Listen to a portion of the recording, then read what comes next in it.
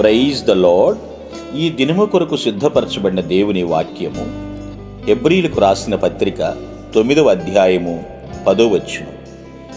ఇవి దిద్దుబాటు జరుగు కాలము వచ్చు వరకు విధింపబడి అన్నపానములతోనూ నానా విధములైన ప్రక్షాళనములతోనూ సంబంధించిన శరీరాచారములు మాత్రమై ఉన్నవి. ప్రభునందు ప్రియులారా, ముందుగా మీకు హృదయపూర్వక వందనములు తెలియచేస్తూ ఉన్నాను. ఇక్కడ వ్రాయబడినటువంటి విషయాల్లో చూస్తే కొంతమంది ఆచారాలు, సంప్రదాయాలు, వీటితోనే శుద్ధీకరణ అనేవాళ్ళు ఉన్నారు.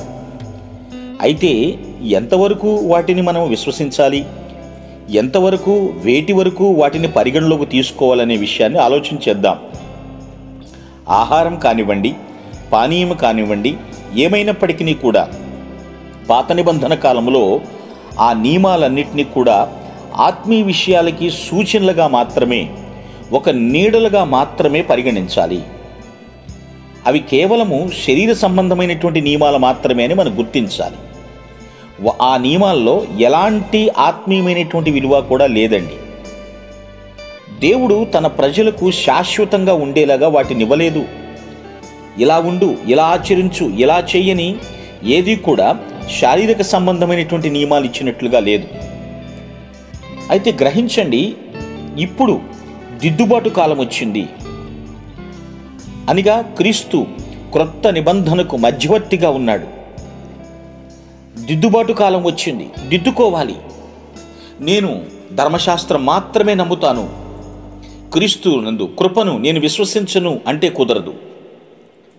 దిద్దుబాటు అంటే అన్ని విషయాల్లో కూడా దిద్దుబాటు. ఆహారము, మంచి ఆహారం తీసుకున్నంత మాత్రాన నేను పరిశుద్ధుడిని అయిపోతానంటే అది నీ భ్రమ. త్రాగే నీరులో చాలా వరకు నాకు పోషక విలువలు ఉన్నాయి కాబట్టి నేను ఎప్పటికీ హెల్దీగా ఉంటాను అంటే అది కూడా భ్రమే. ఈ నియమాలనేవి శరీర సంబంధమైనవి మాత్రమే. చాలామంది పాత నిబంధన వచనాలను ఆధారం చేసుకుని నేను వాటిని పాటిస్తున్నాను కాబట్టి క్రీస్తుకి నాకు ఇక సంబంధం ఏమీ అవసరం లేదు, నేను కృపకాదిక ధర్మశాస్త్రం పూర్తిగా నెరవేరుస్తున్నాను అంటున్నారు. మనము ధర్మశాస్త్రము క్రింద లేమండి, కృప క్రింద ఉన్నాము. ఈ విషయాన్ని గుర్తుపెట్టుకోండి. ఆయన కృపను విశ్వసించకపోతే, ఆయన కృప ద్వారానే మనం రక్షించబడుతున్నామని నమ్మకపోతే ఎన్ని ఆచార వ్యవహారాలు చేసినా అవన్నీ కూడా వ్యర్థమే అని గుర్తించాలి. అనగా దిద్దుకోవాలి, సరిచేసుకోవాలి. ఏది ఇప్పటి వరకు చేశావో దాని ద్వారా నష్టం కలిగిందని తెలిసిన తర్వాత దిద్దుబాటు చర్యలు ప్రారంభించాలి. ఆహారపు అలవాట్లు మార్చినంత మాత్రాన, పడుకునేటువంటి దిశలు మార్చినంత మాత్రాన, లేచేటువంటి స్థలాలు, తిరిగేటువంటి స్థలాలు మార్చినంత మాత్రాన పరిశుద్ధులము కాలేము. కేవలము వాక్యానుసారంగా దిద్దుకున్నప్పుడు, సరిచేసుకున్నప్పుడు, ప్రభు హెచ్చరికలను ప్రేమతో మనం స్వీకరించినప్పుడు, తూచా తప్పకుండా ఆ ప్రకారం జీవించినప్పుడు మాత్రమే శుద్ధీకరణ అనేది మనలో ప్రారంభమవుతుంది. పిల్లలు గుర్తించండి. కాబట్టి నియమ నిబంధనలు కొట్టివేసేయి అని నేను చెప్పట్లేదు. క్రీస్తు వచ్చి ఏ నిబంధన అయితే మనకు చేశాడో, ఆయన ఎటువంటి మధ్యవర్తిగా మనకు మధ్యవర్తిత్వం చేసి మన చేతిని ప్రభువు చేతిలో, తండ్రి చేతిలో పెట్టాడు, ఈ విషయాల్ని మర్చిపోవద్దని నేను మీకు మనవి చేస్తూ ఉన్నాను. దిద్దుబాటుని అసహ్యంగా భావించొద్దు. సరిచేసుకునటంలో తప్పేమీ లేదు, చిన్నవారం అయిపోము.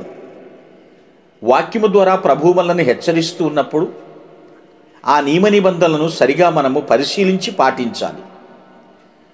ప్రభు అన్నాడు, ఇదిగో మీ అందరికి బదులుగా నేను ప్రాణమిస్తున్నాను, దీన్ని విశ్వసించిన వారు రక్షింపబడతారు, నీతిగా జీవించిన వారికి పరలోక పౌరసత్వం, ఇత్యాది విషయాలన్నీ కూడా మనతో పంచుకున్నాడు కదా. వీటికి విలువనిస్తున్నామా? కేవలము నియమాలు, ఆచారాలు, కట్టుబాట్లు అని ఆచారాలకే ప్రాధాన్యతనిస్తున్నామా? ప్రక్షాళన అవసరం. అలాగని బాప్తిస్మము పొందినంత మాత్రాన పరలోకం వెళ్ళిపోతాను అని భ్రమపడవద్దు. వాక్యము ఎప్పుడూ కూడా రెండంచెల వాడిగల ఖడ్గము కంటే బలమైనది, చాలా పదునైనది. సరిగా అర్థం చేసుకోవాలి. 1కి 10 సార్లు ఒకే వచనాన్ని చదవాల్సి వస్తుంది. అప్పుడే మనకి పూర్తిగా కూలంకషంగా అర్థమవుతుంది. కాబట్టి వ్యర్థమైనటువంటి ఆచార వ్యవహారాలను పట్టుకుని వేలాడకుండా అర్థవంతమైనటువంటి దేవుని వాక్యాన్ని మనము పరిశీలించి పాటించి మనము సరిచేసుకుంటూ సార్వభౌముని సంతోషపెట్టుదుముగాక. ఆమేన్. మీ కొరకు ప్రార్థించుటకు మేమెల్లప్పుడూ సిద్ధం. Praise the lord. ప్రభు నామమున మీ అందరికీ వందనములు.